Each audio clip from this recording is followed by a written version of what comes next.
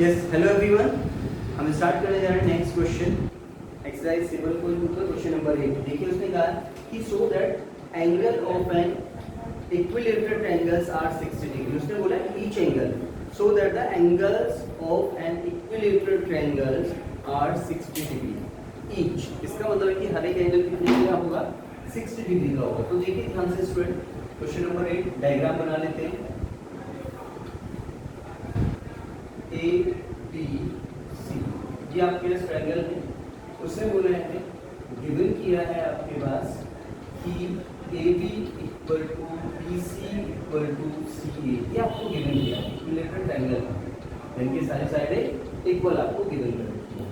तो प्रूफ क्या करना है, तो प्रूफ आपको करना है कि उसका जो हर एक एंगल है, इनके angle A equal to angle B equal to angle C, ये आपको प्रूफ करना है 60 डिग्री। हर एक एंगल कितने डिग्री का है आपके पास, 60 डिग्री का। Just recall what student. तो अगर हम यहाँ पर अप्लाई करें तो देखिए जरा इन ट्रायंगल ए बी सी के अंदर प्रूफ की बात करेंगे तो देखिए ध्यान से, इन ट्रायंगल ए बी सी अगर मैं ए बी सी में बात करूँ तो देखना जरा ए सी जो है वो किसके बराबर है, बी सी के इक्वल है। ए अगर हम बात करेंगे तो देखो जरा ध्यान से, A B equal to B C, A B equal to किसके है, बी सी के है। ये आपको क्या किया है, गिवन किया। ए बी इक्वल टू किसके है, बी सी के है। तो ए बी के जस्ट सामने ये एंगल बना और बी सी के जस्ट सामने ये एंगल बना। तो ए बी के जस्ट सामने एंगल सी है और बी सी के एंगल जस्ट सामने ए है। तो हम यहाँ क्या लिखेंगे, angle opposite to equal sides are equal. यहाँ पे आप ये भी लिख सकते हैं, angle opposite to equal sides of an equilateral triangles are equal. तो कोई प्रॉब्लम नहीं है, ठीक है। अब यहाँ पर देखिए, जब ये एंगल इसके इक्वल होगी, इसको एक इक्वेशन फर्स्ट मान लीजिए। Now again A B C, again in triangle A B C. अब ए बी सी के अंदर देखिए आपके पास बी सी जो है वो सी ए के इक्वल है। बी सी जो है वो किसके इक्वल है, सी ए के इक्वल है, यानी कि बी सी इक्वल टू किसके है, सी ए के है। ये भी आपको क्या किया है स्टूडेंट, गिवन किया है। तो देखिए जब बी सी सी ए के इक्वल है तो बी सी के जस्ट सामने एंगल ए है, बी सी के जस्ट सामने एंगल ए है और सी ए के जस्ट सामने एंगल बी है, राइट। तो ये इक्वल होगा और यही प्रॉपर्टी यहाँ पे भी लगेगी, angle opposite to equal sides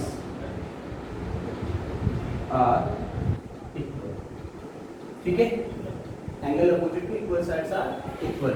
हालांकि इसमें आप कुछ और भी लिख सकते हैं, जो स्टेटमेंट पूरा का पूरा है कि angle opposite to equal sides of an isosceles triangle are equal, ये भी लिखेंगे तो कोई दिक्कत नहीं, ये चल जाएगा। फाइन स्टूडेंट, अब हम बात करेंगे ये इक्वेशन फर्स्ट और ये इक्वेशन सेकंड है। तो देखिए ध्यान से, एंगल ए किसके इक्वल है, सी के, और एंगल ए किसके इक्वल है, बी के।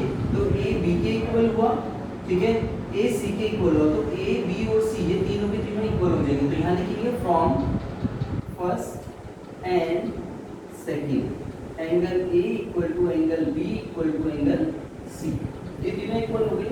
तो हम ये कह सकते हैं now in triangle A B C में बात करें तो angle A plus angle B plus angle C equal to 180 degree. ये होगा आपका एंगल सम प्रॉपर्टी से, राइट। तो एंगल सम प्रॉपर्टी ये कहती है, तीनों का सम आपके पास कितने का होगा, 180 डिग्री के इक्वल होगा।